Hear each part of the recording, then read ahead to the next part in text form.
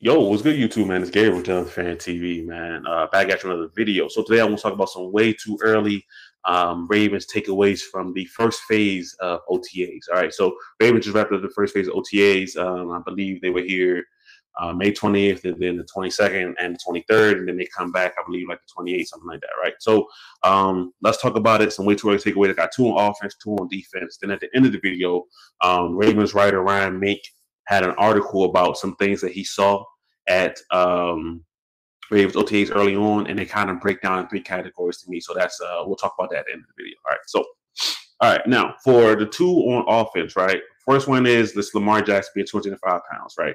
I think, or 200 something, right? Which is what he said. He wouldn't give an exact number because he's probably tired of the question already, right? Now, so what I think about it is I think Lamar Jackson, you can go to the very last game of the season, right? He saw a play that he had versus Jarius Sneed, maybe other plays during the season where he felt like he just didn't have that gear to get past the last defender, right? And dropping their weight from, 2022 being 230 pounds now to being 2 years later being 220, 205 or, 207, wherever he's at right now. It's definitely a big leap, but I think it's something that's going to be overstated and overblown. All right. So in 2019, 2020, when Lamar Jackson was around the weight that he is now, he played 30 out of 32 games. Only game he missed, so one game he missed in 2019 was because the Ravens had wrapped up the one seed. In a game of 2020, I can't remember exactly, but it might have been a singular injury. He probably got sick or something. Lamar Jackson gets sick like once a season. It might have been something like that. I can't remember exactly what it was. And then when he got hurt, the following 2 years, they were kind of fluky injuries, right? So I don't really put too much stock in that. Now that he's lost his weight, he's more susceptible to injuries. He's going to be he was fine at that weight. Now that he's dropped down, the injuries are going to pop back up. I don't buy into that. All right. One, he's incredibly hard to hit. Two, he's very, very smart. Lamar Jackson rarely ever gets hit directly. He usually gets down and avoids all major contact on him. So for those reasons, I'm not extremely worried about injury and things like that. Right. You never know what could happen on the football field, but Lamar Jackson being injured because he dropped weight is not something that I'm worried about. All right. Now, for the second one on offense is now, they put together these little highlight packages of OTAs on the radio social media platform, right? And you can't really tell too much, right? So we're not going to read too much into it, but they put, I'm just going to say they put multiple clips in there of Derrick Henry catching passes out the backfield, right? Now, that was my major, I guess you could say, gripe with the Derrick Henry signing, right? It's like, yes, the Ravens are going to run the ball better with Derrick Henry. He's the best Ravens running back we've had since, like I said before, when he signed, he's probably the best Ravens running back since Jamal Lewis, right? But where the direction this Ravens offense was going, I thought they needed a better pass catching option out the backfield, right? And maybe, right, just maybe, you try to take something out of these little short little clips because they put multiple clips of this in there of Derrick Henry catching passes out the backfield, right? So maybe that is something that they see as a part of the offense. Once again, this is a way too early takeaway, but it is something that's interesting that I saw multiple clips of Derrick Henry catching passes out the backfield, right? Now, do I expect him to be, Christian McCaffrey, Alvin Kamara, catch up, 60, 70 passes? No, I don't. But if he can provide something in the pass game for the Ravens, that's a major bonus because, like I said, that was my biggest issue. Like, yes, he's going to be good on the ground, but the Ravens also need to be able to have him if he's out there on the field where the opponent just can't guess it's a run, right? He has to be an actual factor in the pass game, right? And that can happen. Great, all for it, right? All right, so that's my two takeaways on offense, right? So for defense, one, this is another one that's off the field. It's Kyle Hamilton, right? Kyle Hamilton feels to me like he's taking that step of being a leader, right? Last year he made the leap of being a great player. Sorry, my camera keeps going out of focus like that, y'all. But last year he made the leap of being a great player, right? He's now probably, at least a top 3 safety, I would say, in the NFL right now, right? Top 5 at the very least, okay? So he's made that leap of being a great player. Now with another year in the system, another year as a pro, and with some guys departing, it seems like he's taking on that leadership role, right? I've seen the way that he's, already telling people, hey, look, if Nate Wiggins doesn't do this or that, remember he's only 20 years old, he can't even buy alcohol yet. So let's lay off him a little bit, right? If things don't happen the way we expect them to happen. And then I think when it comes to communicating, and I think with Zach Orr being there, they're going to lean on guys like Kyle Hamilton, right? It can't all be Roquan being the only leader, right? So other guys, younger guys, will have to step up, and I think Kyle Hamilton is one of those guys where I can really see him taking a step forward, just not as the player, as he's already a great player, but can he also be a great leader, right? Can he be the lead, one of the leaders in the secondary? Can he be that guy? All right, so that's what I'm looking at, right?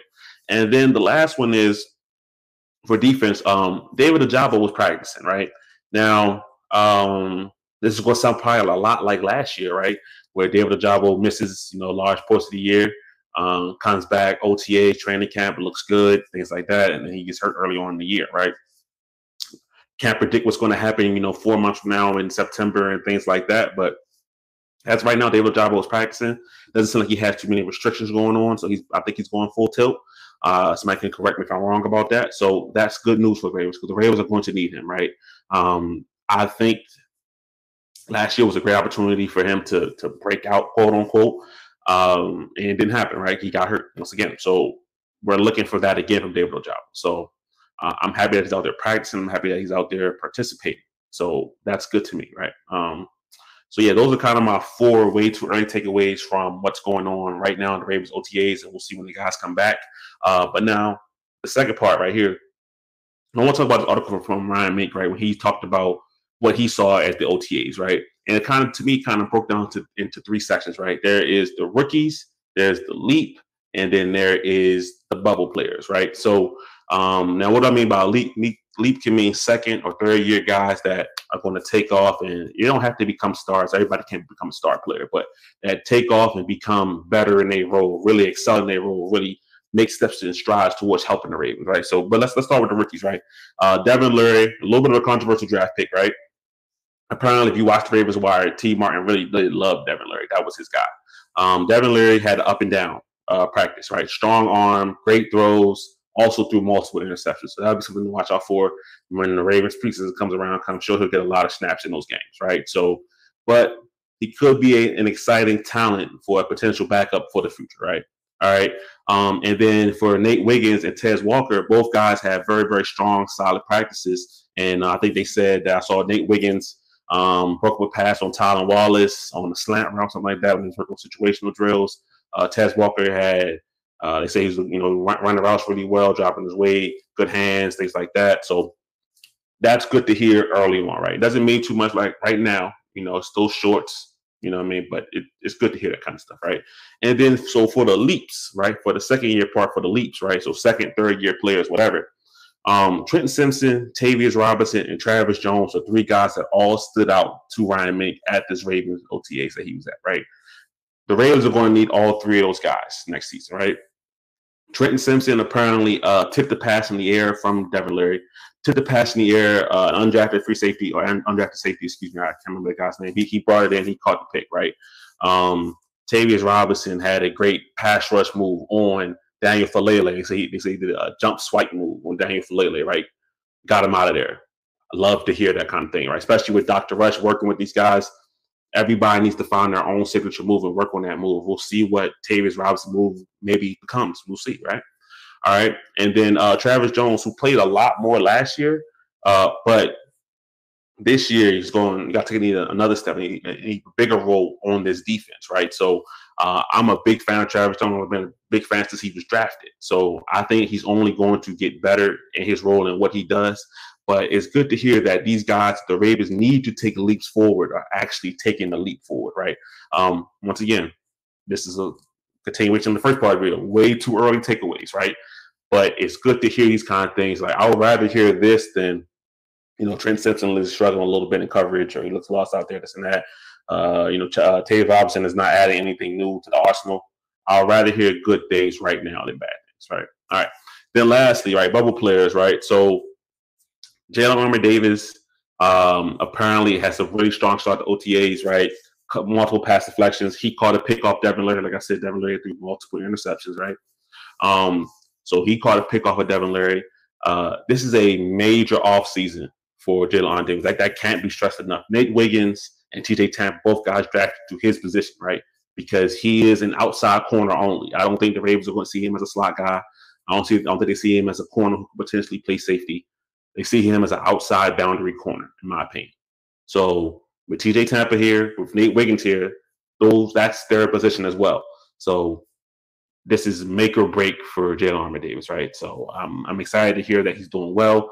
The more DBs you can have out there, the better. You can't have too many DBs, right? All right. last but not least for that bubble players is Malik Cunningham, right? Ravens brought him in last year, played quarterback. He's getting reps right now with the wide receivers, right? I don't know if that's good or bad for him as far as it's like maybe the Ravens keep him on the practice squad the entire year. But I will say this: the Ravens never committed to him at a certain position. They was asking Harbaugh but continuously, what is Malik Cunningham going to do? What is he going to do, right? He was just not committal about it, right? So I'm assuming they're going to try on some at quarterback, some at wide receiver, and see if something sticks for him.